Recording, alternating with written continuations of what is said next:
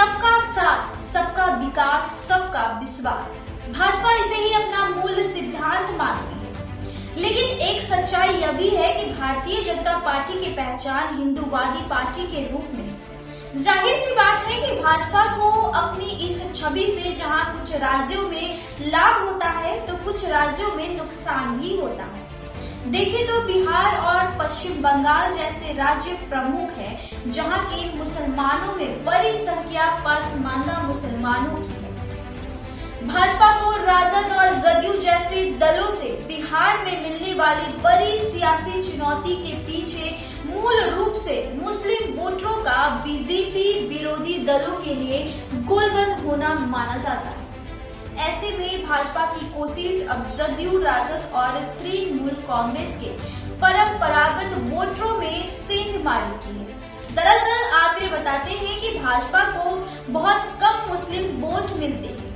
इसी के तहत प्रधानमंत्री नरेंद्र मोदी ने भाजपा के नेताओं को 2024 के लोकसभा चुनाव में जीत का नया मंत्र देते हुए पार्टी को पसमानदा मुसलमानों के बीच पैठ बढ़ाने को कहा है।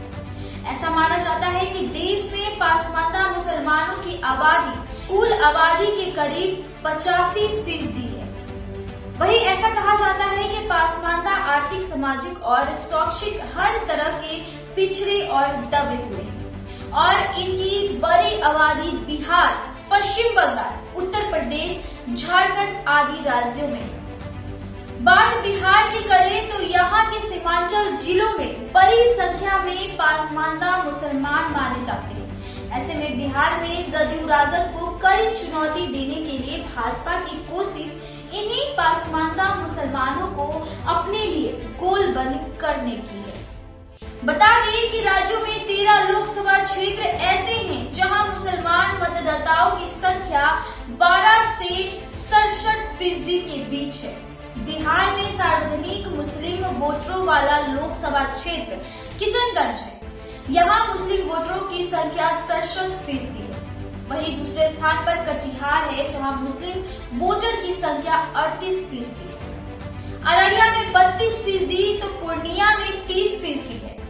मधुबनी में 24%, दरभंगा में 22%, सीतामढ़ी में 21%, तो पश्चिम चंपारण में 21% और पूर्वी चंपारण में 20% मुस्लिम मतदाता है। सिवान, शिवहर, खगड़िया, भागलपुर, सुपौल, मधेपुरा, औरंगाबाद, पटना और गया में 15% से अधिक मुस्लिम मतदाता है। इसमें बड़ी संख्या ऐसे मुसलमानों की है जो पसमानदा और अब मोदी ने इन्हीं मुस्लिमों को रिझाने की रणनीति बनाई। जानकारों के अनुसार अगर भाजपा अपनी रणनीति में कामयाब हो जाती है तो बिहार सहित देश की कई राज्यों में जहां भाजपा का जनाधार न सिर्फ आश्चर्यजनक रूप से बढ़ेगा बल्कि आगामी लोकसभा चुनाव में भाजपा को एक बार फिर बड़ी जीत मिल सकती है। अब देखना यह है कि भाजपा अपनी रणनीति में कितने सफल होती है।